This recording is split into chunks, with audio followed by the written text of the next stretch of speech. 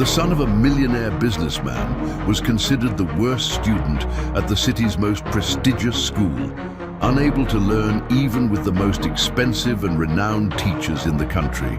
Everyone believed he lacked cognitive ability, and his disastrous grades only confirmed this cruel impression. Everything changed when the new cleaner began bringing her 8-year-old daughter to work at the mansion. Suddenly, something unexplainable happens.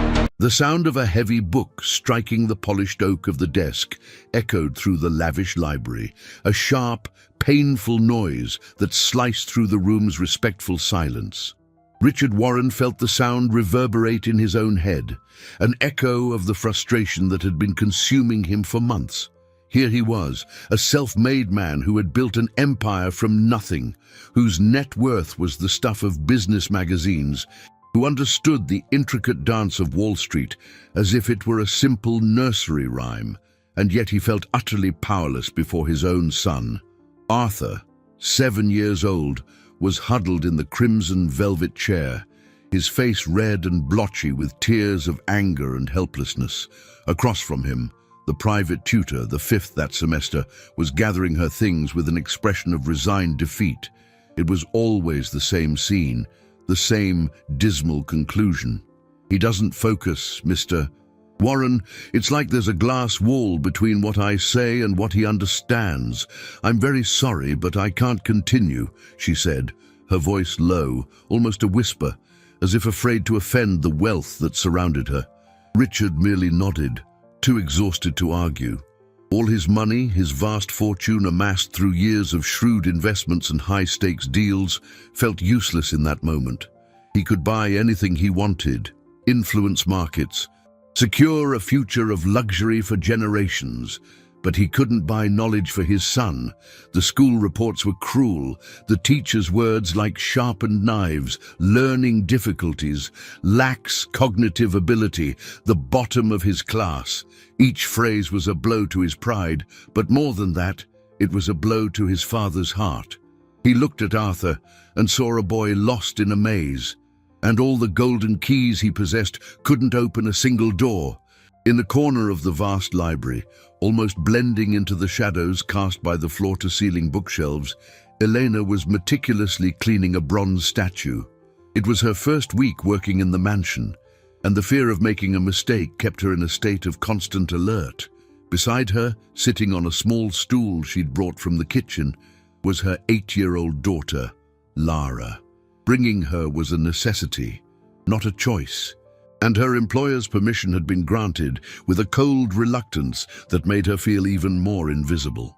Lara made no noise. With an old notebook and a worn-down pencil, she would either draw or read a book Elena had borrowed from the local public library. Her eyes, however, often drifted from the pages to watch the boy at the big table. She saw his frustration, the way his small shoulders slumped under the weight of expectation, and she felt a pang of something she couldn't name. When the tutor left, a heavy silence filled the space. Richard sighed, running a hand through his hair. He turned to leave, to return to his home office where numbers made sense and problems could be solved with logic and capital. Arthur, feeling abandoned once again, let out a choked sob and, in a fit of rage, swept his arm across the colorful wooden blocks the tutor had been using to teach basic math. The pieces scattered across the Persian rug with a dull thud. Elena flinched, terrified the blame would fall on her or her daughter, but Lara, with a calm that contrasted with the chaos, rose from her stool. She didn't look at the boy's father, nor at her frightened mother. She walked slowly to where the blocks were scattered, picked up a blue cube and a red triangle, without a single word. She approached the table where Arthur was still whimpering and placed the two pieces side by side, forming the simple image of a house. She then looked at him, her large, serious eyes meeting his, and gently pushed the two blocks toward him, a silent invitation in the midst of the storm. Arthur stared at the wooden blocks, the small, makeshift house, a point of color and order in the chaos of his frustration. His sobs subsided, turning into shaky breaths. He looked up at Lara, At her eyes that held no pity or judgment, only a serene curiosity. It was an expression he had never seen on the faces of the adults around him. Slowly, like a frightened animal approaching an outstretched hand, he reached out his finger and touched the blue cube. It was smooth, cool. Lara didn't move. She just waited, giving him all the time and space in the world. Richard, who had been on the threshold, ready to retreat into his world of spreadsheets and asset analysis, paused. He watched the scene for a moment, his brain, trained to identify patterns and opportunities, processing the unexpected quiet. He saw his son, who minutes earlier had been in the middle of a meltdown, now focused on a simple block. And he saw the housekeeper's daughter, a presence so insignificant in his vast mansion that he had barely noticed her before. He frowned, interpreting the scene as nothing more than a childish distraction, a brief moment of calm before the next storm. Dismissing the thought, his mind already on a conference call about the cash flow of one of his international ventures, he turned and left, the sound of his expensive shoes on the marble fading down the hall. Elena's relief was so intense she felt her knees weaken. Her boss wasn't angry. She looked at her daughter, her heart clenching with a mixture of pride and dread. "Lara, come here, sweetie. Leave the boy alone," she whispered, her voice urgent but low enough not to disturb the fragile peace. But Lara didn't seem to hear. Her eyes were fixed on Arthur, who now picked up the red triangle and placed it on top of another cube he'd retrieved from the floor. Another house. He looked at Lara, a hesitant glimmer of something like a smile on his lips. She smiled back. A small but genuine smile. In the days that followed, the library became a secret sanctuary. While Elena dusted the leather-bound books and polished the dark wood, Lara and Arthur would sit on the floor in the farthest corner. Their communication was a dialect of their own, built with blocks, puzzle pieces and gestures. Lara never taught. She simply created patterns. She'd place 2 red blocks, then 1 blue one, and wait. Arthur would watch, and after a moment, continue the sequence. She drew geometric shapes in her notebook and filled them with color, and he, fascinated, would ask to color too. One afternoon, Eleanor watched them from behind a bookshelf. Lara had arranged the blocks into groups, a group of 3 next to a group of 5. She pointed to the first, then the second, and then pushed them all together, pointing at the total of 8 blocks. She didn't use numbers or words like sum or addition. She simply showed him, and Arthur, the boy who supposedly had a glass wall in his mind, nodded slowly, his eyes shining with a newfound understanding. Elena's heart sank. Her daughter wasn't just playing, she was teaching, and that was dangerous. It was a line they weren't supposed to cross. By the end of the first week, the change in Arthur was subtle but undeniable. The crying fits had stopped. He seemed calmer, less irritable. On Friday evening, Richard walked into the library to find his son sitting at the table, not with a tutor, but alone, arranging the colored blocks into neat, symmetrical rows. A flicker of hope, fragile and cautious, touched the tycoon's heart. Perhaps the lack of pressure was helping. "Good news, son," he said, his voice more cheerful than he felt. "On Monday, a new tutor is coming. They say he's the best in the country, a specialist in cases like yours." Arthur's body went rigid, the color drained from his face. He slowly lifted his head, and his gaze went not to his father, but past him, searching desperately for someone or something on the other side of the room. His eyes found Lara's, who was standing beside her mother, ready to leave. The panic and appeal in Arthur's look were as clear as a shout. And then, for the first time, he looked directly at his father and said with a firmness that shocked everyone in the room, "I don't want to." Arthur's refusal, so direct and unexpected, hung in the air like a dissonant chord. Richard, caught off guard, didn't know how to react. He was used to giving commands, to having his decisions accepted as law, both in his companies and in his home. To see his son, normally so passive and withdrawn, express such firm opposition destabilized him. "Don't be foolish, Arthur. Dr. Albright is the best. He's going to help you," he said, his voice sounding harsher than he intended, a reflection of his own uncertainty. Arthur didn't answer. He just shook his head, his eyes still fixed on Lara, who quickly looked down at the floor as her mother gently pulled her by the hand toward the exit. That brief moment of defiance was crushed on Monday by the imposing arrival of Dr. Albright, a middle-aged man with tortoise-shell glasses and an air of academic authority. He entered the library like a general surveying a lost battlefield. Arthur, under his analytical gaze, shrank back into his shell of silence and stubbornness. The days that followed were a torturous repeat of the past. The professor tried with expensive methods and a visibly forced patience, but Arthur remained inert, a small locked safe whose combination had been forgotten. Beatrice, Richard's wife, observed the situation with calculated interest. She glided through the mansion in her silk dresses, a polished smile on her face that rarely reached her cold eyes. "Darling, perhaps the school is right," she said to Richard one evening, her voice as smooth as velvet. "Maybe we should just accept Arthur's limitations, focus on his other qualities." She glanced at her stepson with an expression that mixed false compassion with barely concealed disdain. Her concern was for the family's image, for what the people in her social circle whispered about the multimillionaire's problematic son. Arthur's intelligence, to her, wasn't a goal to be achieved, but a dangerous variable in her long-term plans for the family inheritance. Her attention turned to Eleanor and Lara, who moved silently through the house.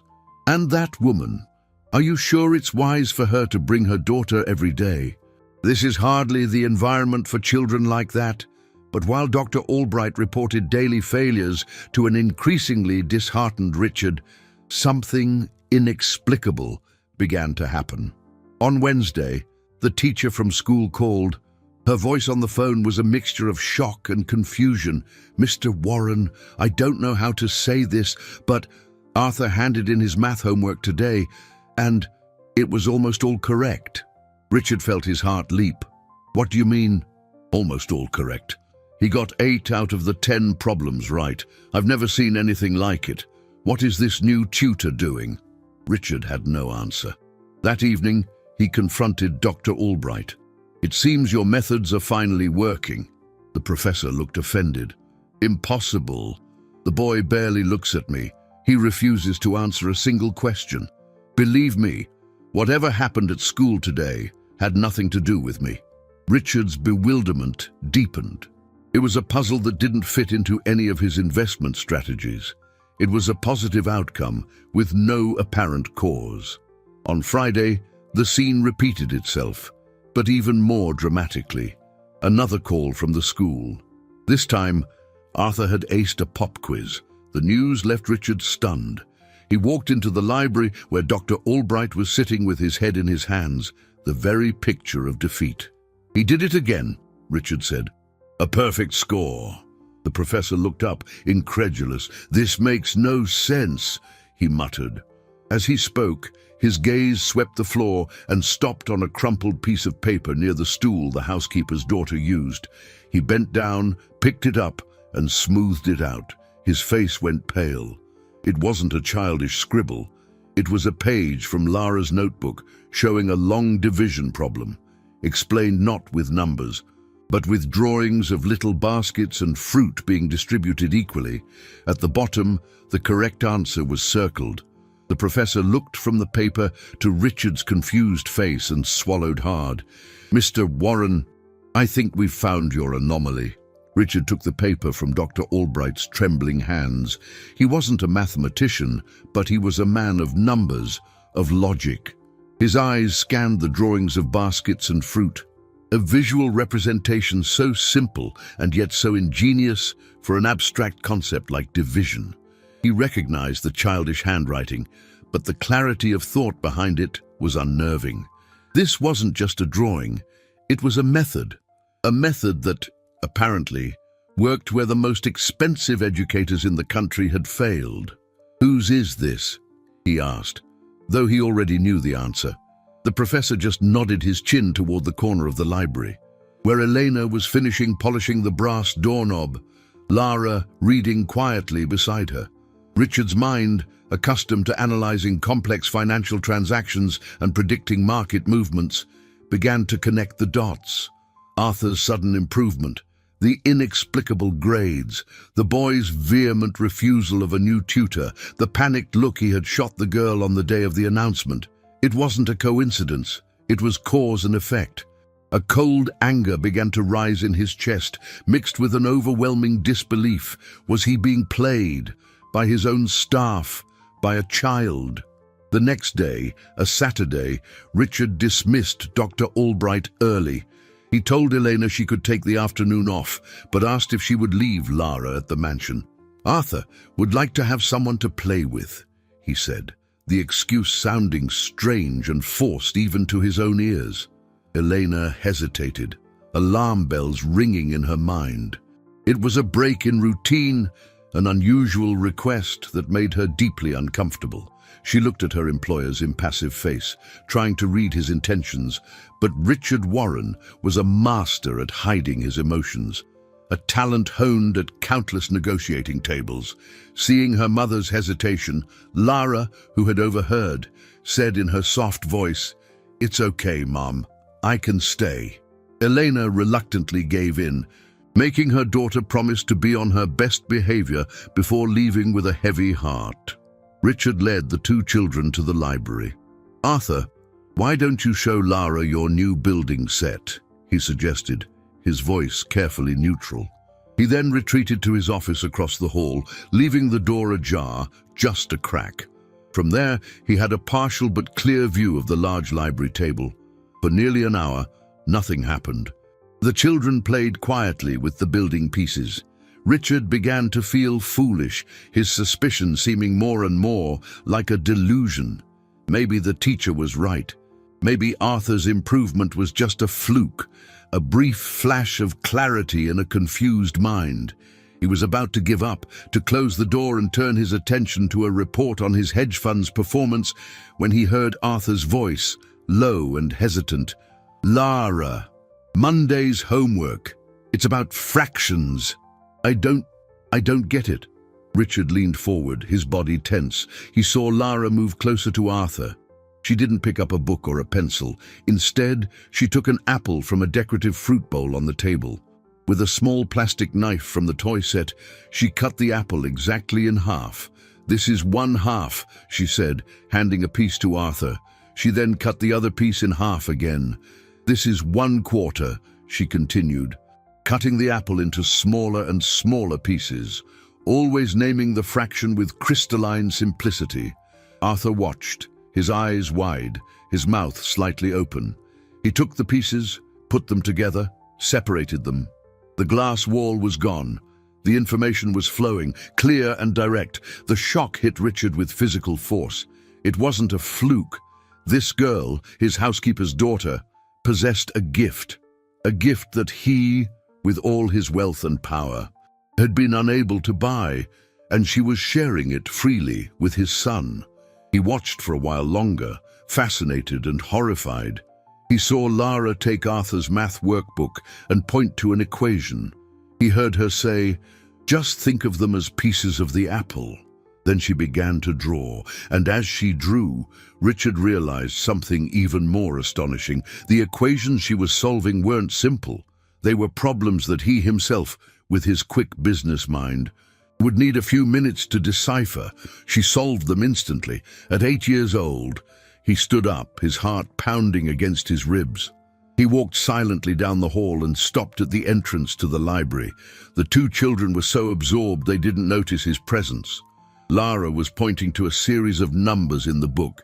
"See, it's like a ladder. You just have to find the next step." And then, to Richard's absolute astonishment, she began to explain a concept of basic algebra, something Arthur wouldn't see for years in the school curriculum. And Arthur was getting it. The millionaire felt the floor drop out from under him. This wasn't just a gift for teaching, it was a genius-level mathematical talent, and it was here, hiding in plain sight, cleaning his statues. The revelation hit Richard like a ton of bricks. He backed away from the library door silently, the sound of his own heart pounding in his ears. He returned to his office and sat down heavily in his leather chair, the same one where he made decisions that moved millions of dollars. But in that moment, his mind wasn't on stocks or dividends. It was completely consumed by the image of an 8-year-old girl explaining algebra with the simplicity of someone teaching a child to tie their shoes. A whirlwind of conflicting emotions washed over him. First, profound amazement. How was it possible that a child from such a humble background could possess such a prodigious intellect? Then, a wave of shame. He, who prided himself on his ability to judge people and spot talent, had been completely blind. The answer to his son's problem had been right under his nose the entire time, disguised in a simple dress and a pair of worn shoes. Finally, a flicker of something he hadn't felt in a very long time. Hope. A real, overwhelming hope that perhaps Arthur wasn't lost after all. He knew he had to act, but he didn't know how. Approach Eleanor directly. Offer money for Lara to become Arthur's official tutor. The idea seemed crude, transactional. It would be like trying to buy a ray of sunshine. There was a purity to what Lara did, a selfless generosity that money might corrupt. He felt he was in uncharted territory, where the rules of business and power didn't apply. He decided to observe a little longer, to gather more data, just as he would before a major investment. In the following days, Richard became a shadow in his own home. He adjusted his schedule to be present when Eleanor and Lara arrived. He'd pretend to be on calls in his office, but he kept the door ajar, listening to the secret lessons happening in the library. He heard Lara explain geometry using the shapes of the furniture, physics using the swing of a grandfather clock's pendulum. She had an innate ability to translate the abstract world of concepts into tangible reality, and Arthur absorbed it all like a sponge. Beatrice, however, noticed the change in her husband's behavior. More importantly, she noticed the growing closeness between Arthur and the housekeeper's daughter. Social prejudice, ingrained in her worldview, made her see the situation not as a solution, but as a threat. Arthur's improving grades, which had at first relieved her by quelling the rumors, now worried her. A smart, confident Arthur was an obstacle to her future plans, a piece that didn't fit on her board. Jealousy, venomous and irrational, began to fester. She saw the way Richard looked at little Lara with an admiration he rarely showed anyone, and she interpreted it in the worst possible way. She saw the genuine friendship between the two children as an affront, a violation of the class barriers she worked so hard to maintain. Her mind began to scheme, searching for a way to remove this unwelcome presence from her home and her life, quickly and definitively. The opportunity arose on a Thursday afternoon. Beatrice had received a pair of diamond earrings for her birthday from Richard, an incredibly expensive piece of jewelry she flaunted with pride. That afternoon, while Elena was cleaning the master suite, Beatrice entered the room on the pretext of looking for a book. She watched Elena work, her calculating expression hidden beneath a forced smile. Later that evening, long after Elena and Lara had gone, a scream echoed through the mansion. Richard rushed to their bedroom to find Beatrice in a state of staged panic. "My earrings! My diamond earrings are gone!" she cried, pointing to the open, empty jewelry box on her vanity. "They were right here this afternoon. The only person who was in this room besides me was the housekeeper." The accusation, poisonous and precise, hung in the air. Richard looked at his wife's distraught face and then at the empty jewelry box. His logical mind fought against the implication. Elena didn't seem like the type of person who would do something like that. But the evidence, or lack thereof, was circumstantial. Beatrice pressed on, crocodile tears streaming down her perfectly made-up face.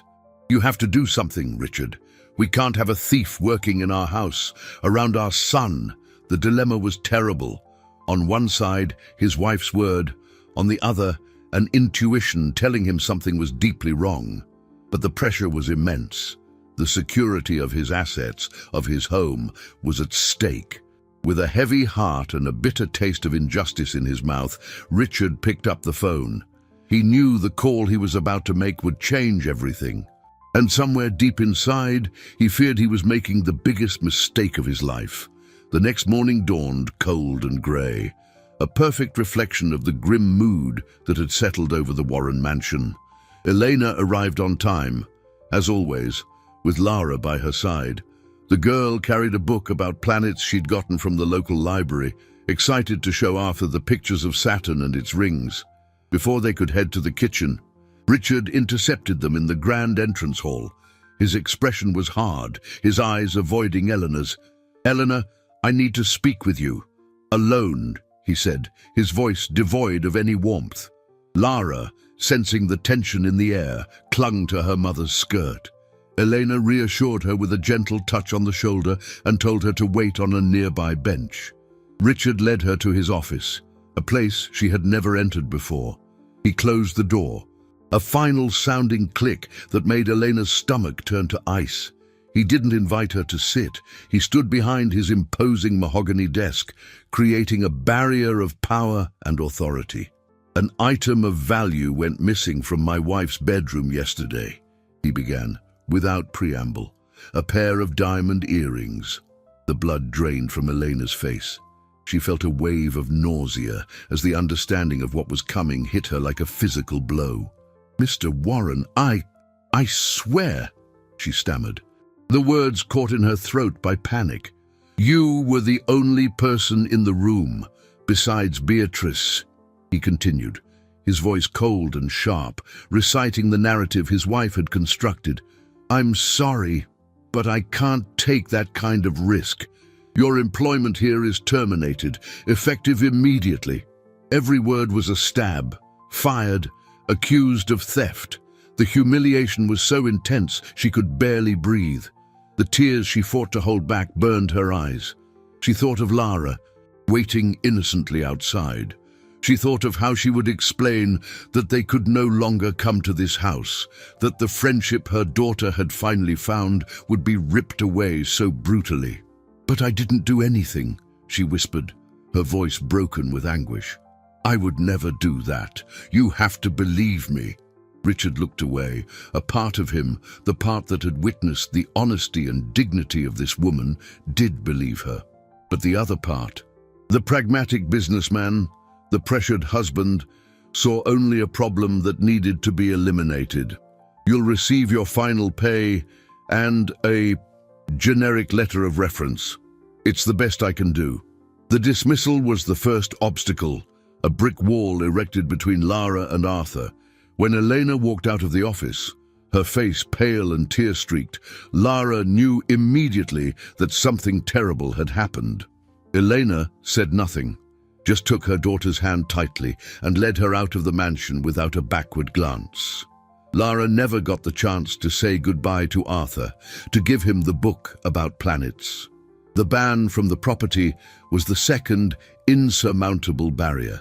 In the days that followed, Arthur's life fell apart. The light that Lara had switched on in his mind went out.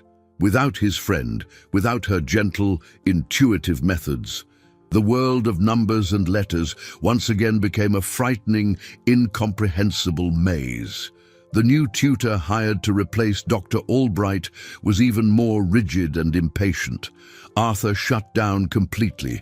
His grades, which had soared so spectacularly, plummeted. He was back to being the worst student, the lost cause. But this time, it was worse. On top of the frustration, there was the pain of loss, the confusion, and the feeling of abandonment. He spent hours in the library, staring at the empty corner where Lara used to sit, the room's silence now oppressive and lonely. He spiraled into a deep sadness, refusing to eat, to speak, to leave his room. The mansion, once filled with a newfound hope, was again swallowed by a shadow of despair. Richard watched his son's regression with a growing sense of dread and guilt. The decision he had made to protect his assets seemed to have destroyed the most precious thing he had. Lara's absence was a hole in the heart of the house, and Arthur's suffering was a constant reminder of the mistake he felt, deep in his soul, he had made. And, as if the universe wanted to punish him further, problems began to arise where he least expected them. A call from his CFO, his voice tense and worried, brought the first news of a storm brewing on the horizon of his financial empire. "Richard, we have a problem. A big one in the projections for the new refinery project. The numbers aren't adding up, and it looks like the error has been compounding for weeks." The news of the calculation error in the refinery project was like a crack in a dam. At first, it seemed like a manageable problem, one of many challenges Richard faced daily in managing his vast empire. He mobilized his team, the best analysts money could buy, expecting a quick solution. However, the crack began to widen. The error wasn't simple. It was fundamental, nested deep in the mathematical foundations of the expansion project. A multi-hundred-million-dollar investment, every attempt to fix it only seemed to reveal new inconsistencies, as if they were trying to solve a puzzle with mismatched pieces. The company's cash flow, once robust and predictable, began to hemorrhage. Investors grew nervous.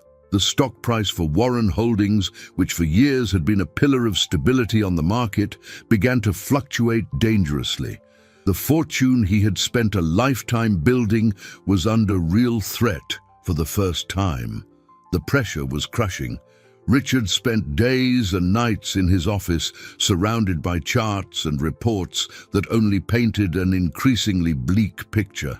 The stress manifested in constant headaches and an exhaustion that the strongest coffee couldn't touch.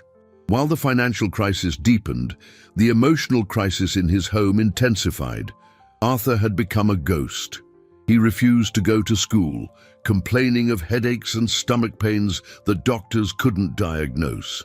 He spent his days locked in the library, not to read, but to stare out the window, as if expecting someone to appear on the long gravel driveway leading to the mansion. He had completely lost interest in the colored blocks and games. The only thing he held onto tightly was the crumpled piece of paper with Lara's drawings of baskets and fruit, which he had rescued from his father's office trash days after Elena's dismissal. It was his only link to the one person who had made him feel smart. One afternoon, Richard, desperate for a break from the chaos in his office, went into the library. He found Arthur sitting on the floor, surrounded by business spreadsheets that Richard himself had discarded. The boy wasn't playing. With a fierce concentration, he was tracing the long columns of numbers with his finger. Richard approached, his heart aching at the anguish on his son's face. "What are you doing, champ?" he asked, his voice gentle. Arthur didn't look up. "I'm trying to help you." "Dad," he murmured, his voice faint. "The numbers are sad, like me." The simplicity of that sentence hit Richard with the force of a punch. He knelt beside his son, his pride and authority crumbling before Arthur's genuine pain. "I know they are, son. I know." It was then that the major turning point, the inflection that would alter the course of their lives, occurred. Arthur finally looked up. His eyes, red and swollen from crying, met his father's. In them was a spark of desperate conviction. "Lara would know," he said, his voice a little louder, a little firmer. Richard frowned. "What do you mean by that?"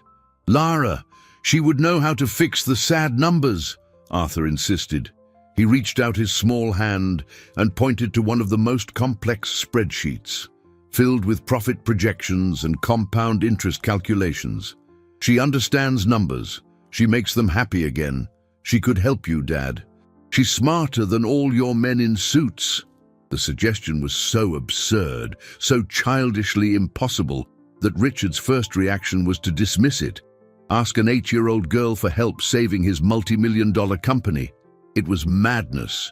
But then he looked at his son's face, at the unshakable faith in his eyes. He remembered the scene he had spied on, of Lara explaining algebra with an apple. He remembered the shock of realizing the depth of her talent. A crazy, desperate, and utterly illogical idea began to form in his mind. What if the boy was right? In a world where all his experts had failed, perhaps the solution didn't lie in conventional logic.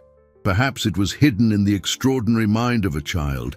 Arthur's suggestion lingered in Richard's office like a glowing ember.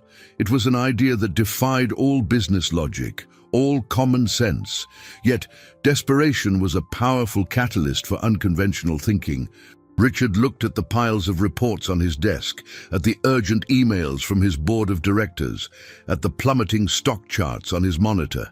Everything he had built was unraveling, disintegrating because of a mathematical error no one could find. The expertise of his consultants, his own decades of experience, none of it was working. What did he have to lose? His pride. His reputation was already on the line. With an impulsive decision that went against every fiber of his pragmatic being, he picked up the phone and called his company's HR department.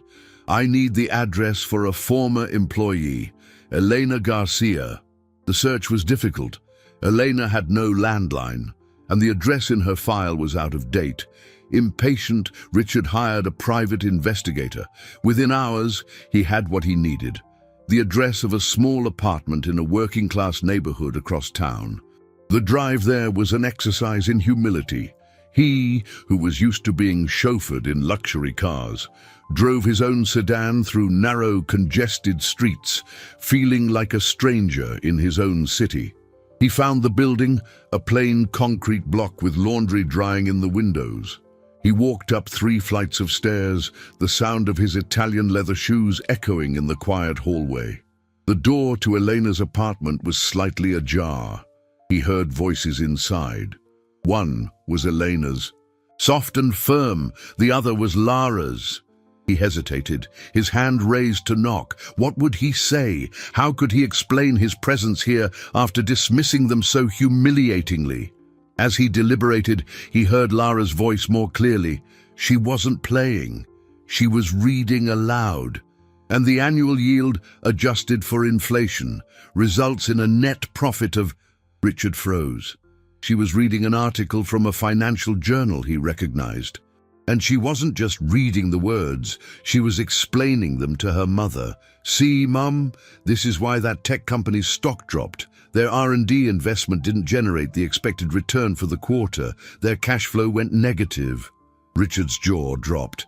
An 8-year-old girl, in a tiny apartment, was analyzing the stock market with a clarity that many of his junior analysts lacked. Any shred of doubt he might have had evaporated.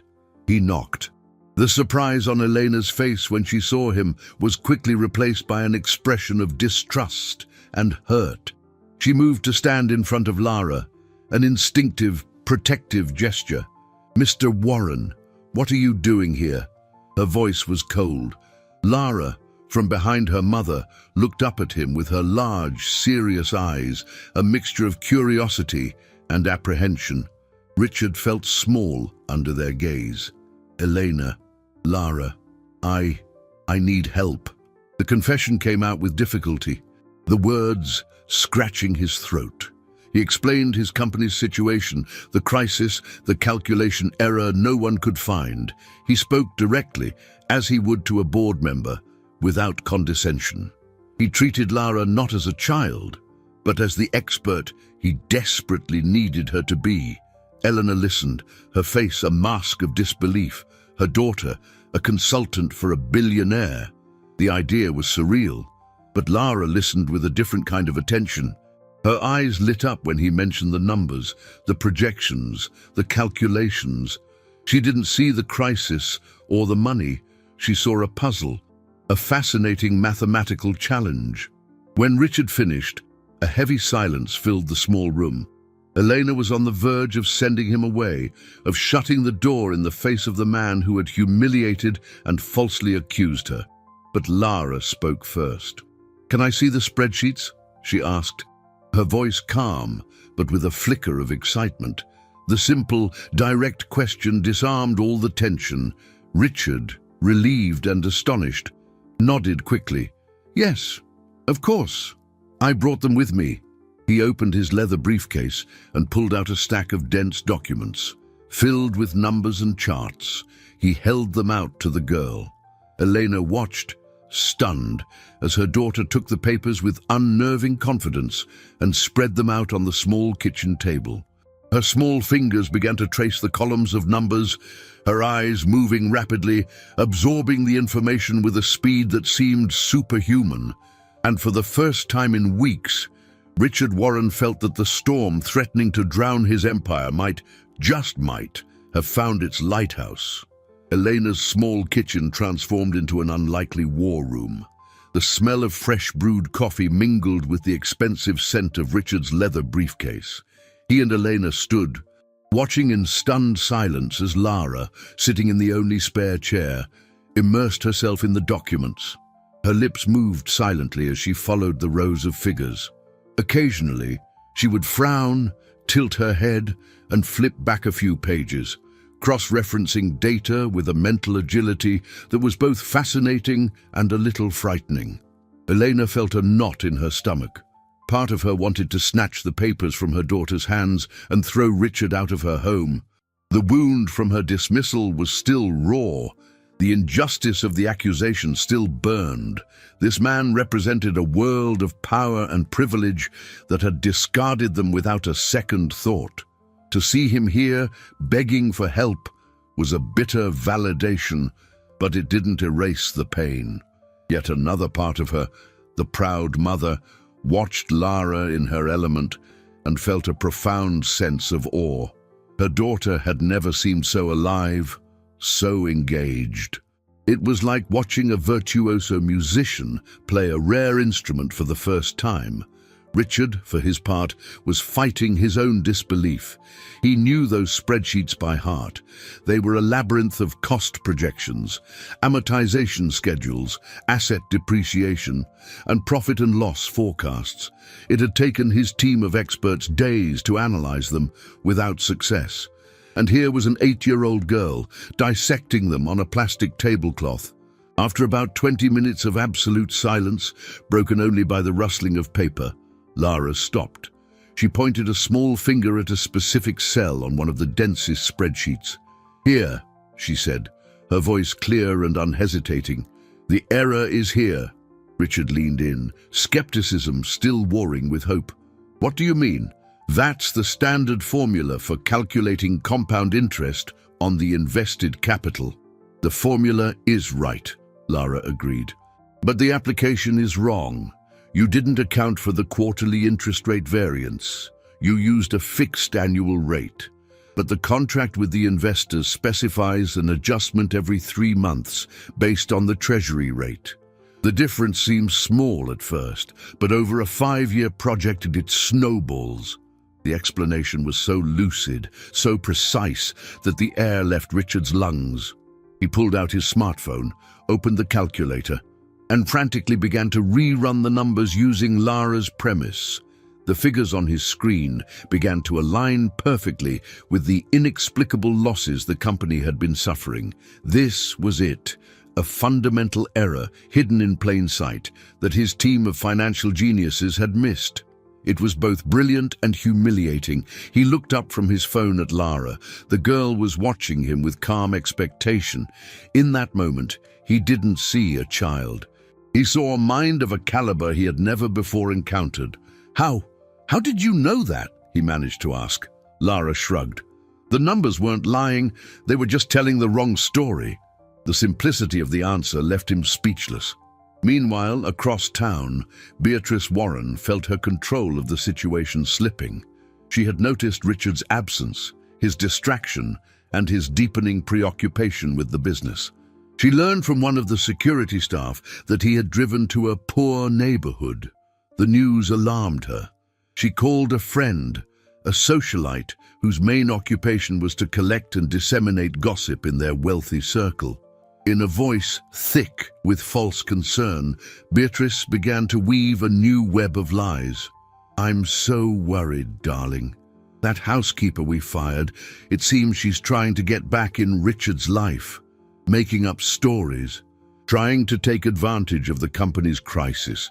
Such a manipulative woman from a family with a questionable background." The poison began to spread. The third obstacle, social sabotage, was being meticulously constructed. Beatrice knew that if she couldn't keep Richard away from Elena and Lara, her plans could be threatened. She needed to isolate them, to make them pariahs, so that even if Richard wanted to help, social pressure would stop him. Her husband's pride, she knew, was his greatest weakness, and she was about to use it as a weapon. Lara's discovery was the key that unlocked the door, but stepping through it would be a far greater challenge. Richard returned to his mansion that night feeling a mix of euphoria and dread. He had the solution to his financial crisis, a gift delivered by the most unlikely mind. The euphoria, however, was quickly eroded by the harsh reality of his situation. How would he explain this to his board, to his investors? "Ladies and gentlemen, the salvation of our billion-dollar empire was discovered by the 8-year-old daughter of our former housekeeper." The idea was ludicrous. It would be professional suicide. They would think him insane, incompetent. Pride, the wall he had built around himself for decades, had now become his prison. To publicly admit he needed the help of a poor child was a blow to his self-image he wasn't sure he could withstand. This was the fourth and most profound obstacle, his own vanity. He first tried to claim the discovery as his own. In an emergency conference call the next morning, he presented the solution as if it had been found by his internal team after an exhaustive analysis. The solution worked. The corrections were implemented, and the financial bleeding stopped almost immediately. Investor confidence began to rebound. The company was saved, but the victory tasted bitter, like fraud.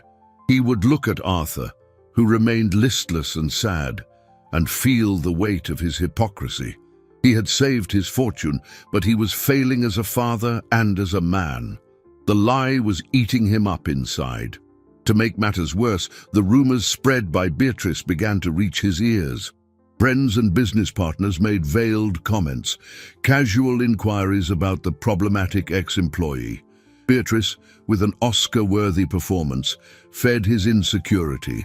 "Darling, you must be careful," she'd say, her voice full of false solicitude.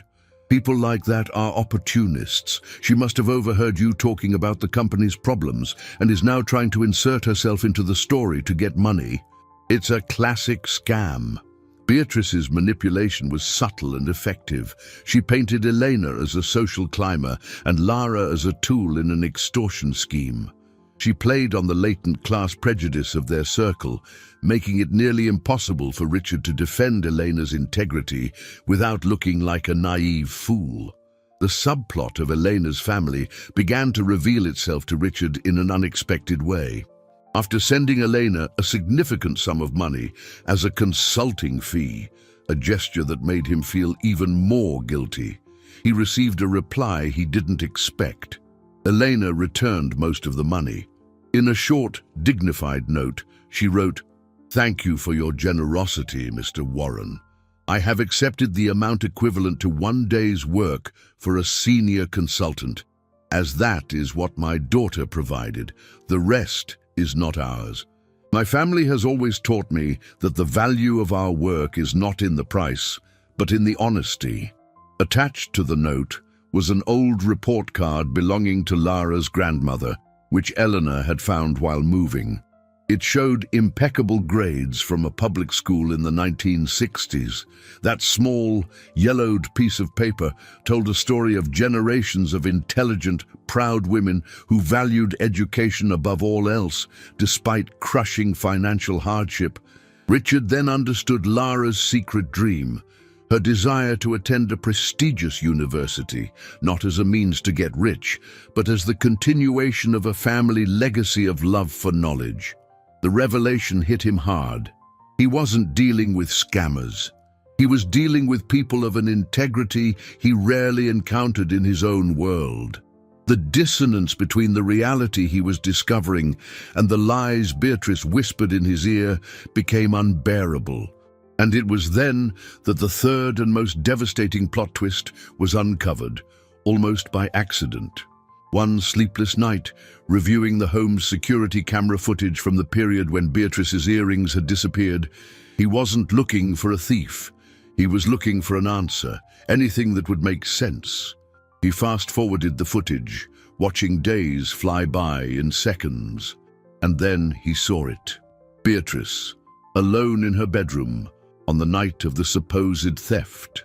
Walking over to a large ornamental planter, she glanced at the door, ensuring no one was watching, and quickly tucked a small, glittering object into the soil.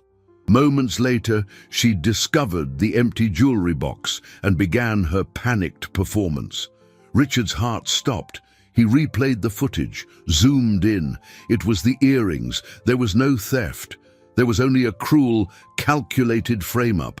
But why? The answer came in a terrifying flash, connecting everything. Beatrice's disdain for Arthur, her discomfort with the boy's improvement, her haste to accuse Elena. She wasn't just jealous. She was systematically sabotaging her stepson's education because she saw his growing intelligence as a direct threat to the inheritance she coveted for herself or a future child of her own. The truth was monstrous, far worse than he could have ever imagined. The image on the security camera screen burned in Richard's mind. Each pixel was a piece of a betrayal so deep and calculated it left him breathless. He watched the scene again and again, each replay solidifying the horrific truth. Beatrice hadn't just framed an innocent woman to get her fired. She had done it to deliberately harm Arthur, to keep her stepson in a state of intellectual vulnerability that would serve her own ambitious agenda.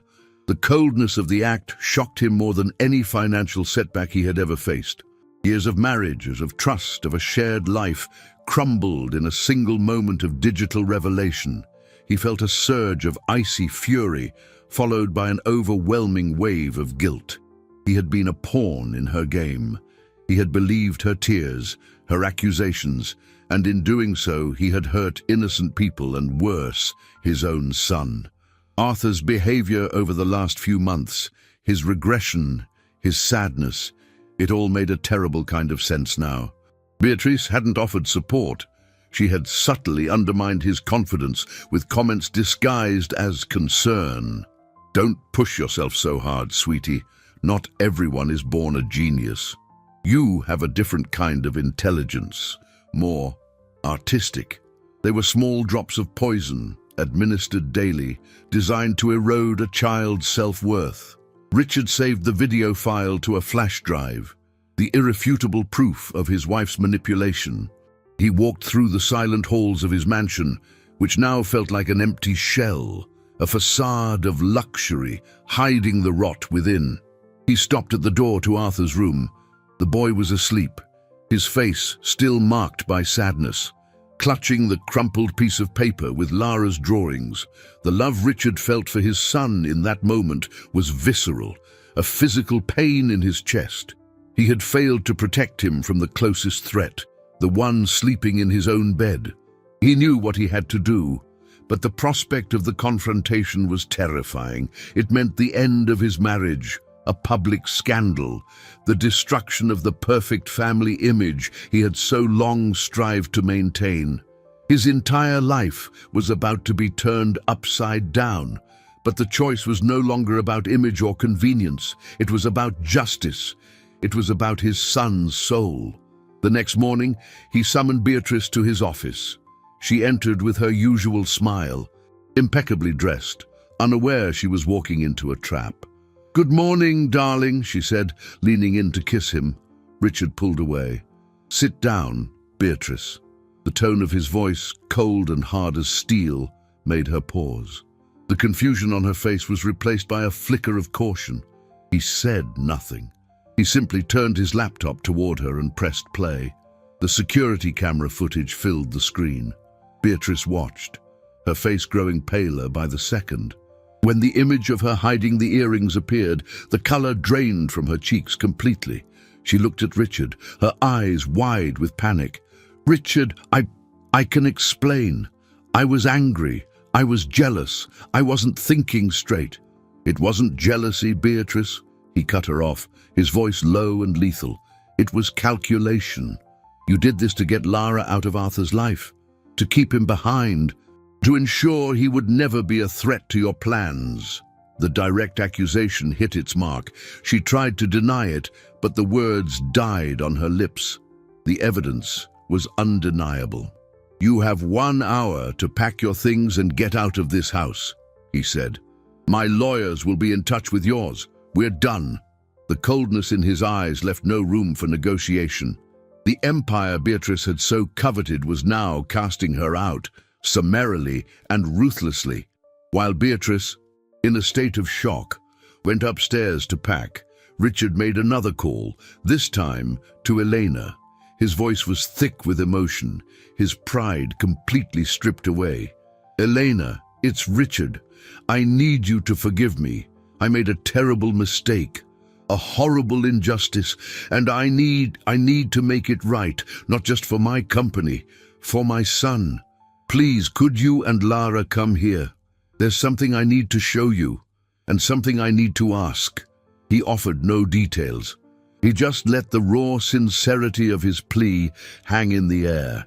He knew he was asking a lot, asking them to return to the site of their humiliation, but it was the only way forward. The climax wouldn't be a business battle, but a test of hearts. The choice he had to make was no longer between his image and the truth. It was between living with the shame of his failures or having the courage to redeem himself, no matter the cost to his reputation. The door to his mansion and his life was about to open, and he could only pray that forgiveness and genius would choose to walk through it. Elena and Lara arrived at the mansion an hour later. The drive had been silent, thick with apprehension. Elena had agreed to come, not for Richard, but out of a cautious curiosity and for the look on Lara's face when she heard Arthur's name over the phone. To Lara, the mansion wasn't a place of humiliation, but the place where her friend lived. Richard met them at the door, not as an employer, but as a penitent man. His eyes were red-rimmed, and for the first time, Elena saw a vulnerability in him that made him human. He didn't lead them to the office, but to the main living room, a space they had only ever cleaned, never occupied. Arthur was there, sitting on a large sofa, looking even smaller amidst the vast furniture. His eyes widened when he saw Lara, and a flicker of life, the first in weeks, returned to his face. "Lara," he whispered, as if seeing a mirage. Lara smiled, a genuine, warm smile, and ran to sit beside him. The two began talking in low voices, as if no time had passed at all. Richard watched them, his heart aching. This pure, simple connection was what he had almost destroyed. He turned to Elena, the difficulty of the confession heavy in his voice. "Elena, there's no easy way to say this. You were falsely accused. The earrings weren't stolen, they were hidden." He then, with brutal honesty, told her the entire truth, about Beatrice's setup, about the motive behind it, the deliberate sabotage of Arthur's education. Every word was an admission of his own blindness, his terrible failure of judgment. Elena listened in silence, shock, anger, and finally, a sad understanding crossing her face. The injustice she had suffered was even crueler than she had imagined. It wasn't a simple mistake, but a calculated act of malice. Richard didn't stop there. He knew words weren't enough. True redemption required action. "I know an apology doesn't erase what happened, but I have to make this right, and I don't know how, other than by being completely honest from now on." It was at this moment that the story's true emotional climax began. It wasn't about the company or the money. It was about the impossible choice Richard now faced. "Lara saved my company," he continued, his voice now addressing both Elena and the echoes of his own pride. "Her mind, it's the most extraordinary thing I have ever witnessed, and the world needs to know about it. She deserves every opportunity, the best schools, everything money can buy, and more." He paused, taking a deep breath. "I've called a press conference for tomorrow. I'm going to tell the truth, all of it. I'm going to tell them how my company was saved not by my expensive consultants, but by a brilliant 8-year-old girl. I will publicly clear your name, Elena, and I will announce the creation of an educational foundation for gifted, low-income children, with Lara as its first beneficiary, with a full scholarship to the best science academy in the country and all her future university studies guaranteed." The offer was breathtaking. It was everything Elena had secretly dreamed of for her daughter.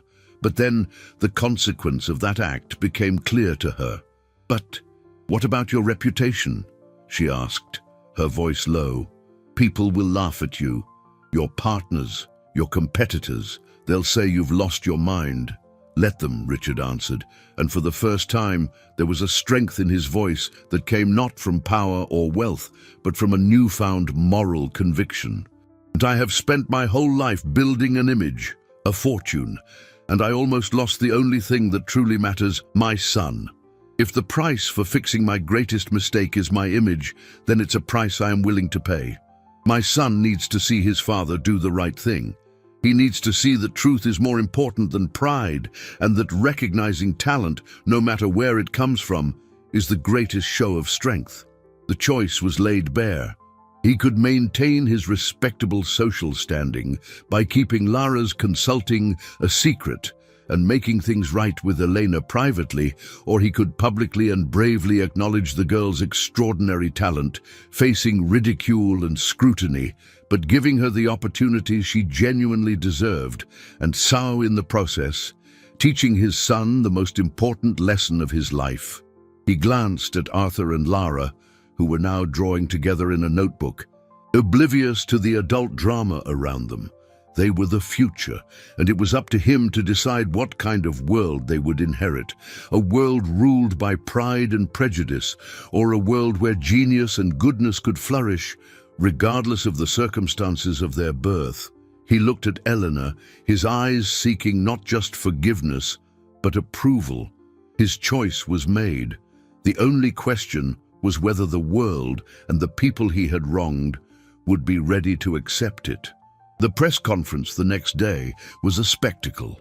The room was packed with journalists from the country's top financial news outlets, all expecting an announcement about the miraculous recovery of Warren Holdings. What they got, however, was a story no one could have predicted. Richard stepped up to the podium, not with the arrogance of a titan of industry, but with the humility of a man on a mission of redemption. He didn't talk about stocks, profits, or market strategies. He talked about his son. He talked about a girl named Lara. With disarming honesty, he told the entire story. He admitted to the calculation error that had nearly bankrupted his company, and then, looking directly into the cameras, he revealed the identity of his savior. The reaction was one of shock, followed by a ripple of disbelief that swept through the room. He ignored it.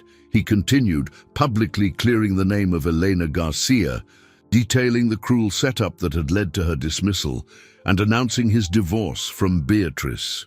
The resolution began there, under the blinding flash of the cameras.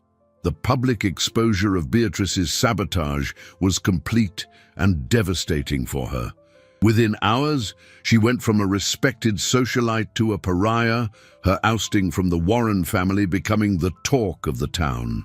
It was a swift and brutal fall, the direct consequence of her own malice. For Richard, the first victory was costly. He saved his company, but the price was the exposure of his family's problems and his own fallibility. The press dubbed him eccentric, a madman. Some competitors tried to use the story to undermine his credibility. But by acknowledging that he had neglected his son's emotional education in favor of pursuing wealth, he began to heal the most important fracture in his life. He lost a facade, but he gained the chance to build a genuine relationship with Arthur. The second victory was the most heartwarming. With Beatrice gone and the truth revealed, a palpable peace settled over the mansion. Richard, true to his word, offered Elena a new position, not as a housekeeper, but as his personal assistant and, eventually, the administrative manager of his new foundation. He trusted her integrity and common sense, qualities he now valued above any business school degree. Lara returned to the library, not as a secret visitor, but as Arthur's official tutor and friend. The transformation in the boy was immediate and profound. With Lara's patient and creative guidance, he didn't just improve his grades, he discovered a genuine passion for learning. Math was no longer a monster, but a fascinating game. Reading became an adventure. The library, once a place of tears and frustration, became a sanctuary of discovery, laughter, and friendship. Arthur, the boy labeled as incapable, began to flourish, developing a real confidence in his own intellectual abilities. The characters' narrative arcs found their resolution. Elena, who had always felt invisible, found a position of respect and responsibility where her dignity and intelligence were valued. Her work at the foundation would allow her to help other children like Lara overcome social and financial barriers. Lara, the girl who hid her talents, now had a stage on which to shine. The scholarship to the Gifted Academy was just the beginning. She was free to be who she was, without fear, and to use her gifts for good. Arthur, the lost boy, found his way. With a friend who understood him and a father who finally saw him for who he was, he began the journey to becoming the best version of himself. And Richard, the tycoon who believed everything had a price, learned the most valuable lesson of all. He had resolved the main conflicts, he saved his company, righted the injustice against Elena, and most importantly, began to rebuild his family on a foundation of truth and love, not wealth and appearances.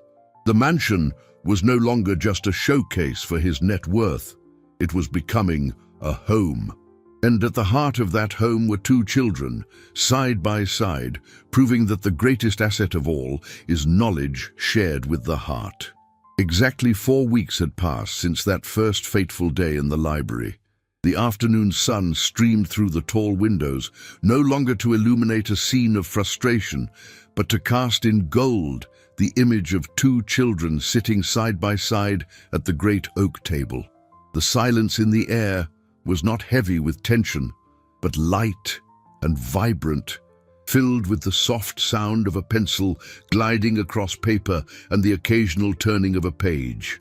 Arthur, with an expression of concentration his father had never imagined possible, was explaining a concept to Lara.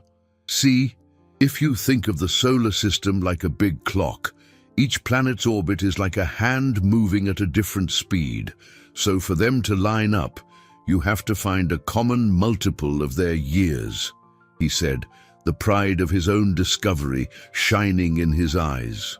Lara listened intently, nodding with a smile. She was no longer just the teacher, she was a partner in intellectual exploration. The seed of curiosity she had planted had sprouted and was now growing strong and independent, bearing its own fruit. From the doorway, Richard watched the scene, his heart filled with an emotion so overwhelming it almost hurt. He had spent his entire life amassing a fortune, measuring his success in profits, dividends, and the growth of his net worth. He thought security and happiness could be built with assets and holdings. What a monumental mistake. True wealth, he now understood, wasn't in his bank vaults or his stock portfolio. It was right here, in this simple, profound interaction between two children. It was in the sound of his son's laughter, in the light of understanding in his eyes. This was the greatest return on investment he would ever make. Elena appeared beside him, holding a folder. She no longer wore the grey uniform, but a smart, understated business suit, her posture exuding a quiet confidence. "Richard, the initial reports for the foundation are ready," she said, her voice professional but with an undercurrent of warmth. He turned to her, a genuine smile on his lips. "Thank you, Elena. I don't know what I'd do without you." Their partnership, built on the ashes of a terrible injustice, had become one of the pillars of his new life. He turned his gaze back to the children. The journey of those 4 weeks had been a storm that had ripped all of his certainties out by the roots, forcing him to rebuild himself on a foundation of humility and truth. The girl who had hidden her exceptional talents for fear of the consequences had discovered that real education happens when we share our gifts with selfless generosity. The boy who had been cruelly labeled as incapable had learned that intelligence blossoms magnificently when it finds the right teacher, someone who doesn't just teach the subject, but teaches how to love the act of learning. The businessman who blindly believed that money could buy absolutely everything had discovered that the best teachers sometimes come disguised as humble people who teach from the heart. And the library, which had witnessed months of frustration and tears, had been transformed into the sacred sanctuary where 2 brilliant minds, and one father who had finally learned his lesson, discovered that the true wealth of life is in knowledge shared with infinite love and patience.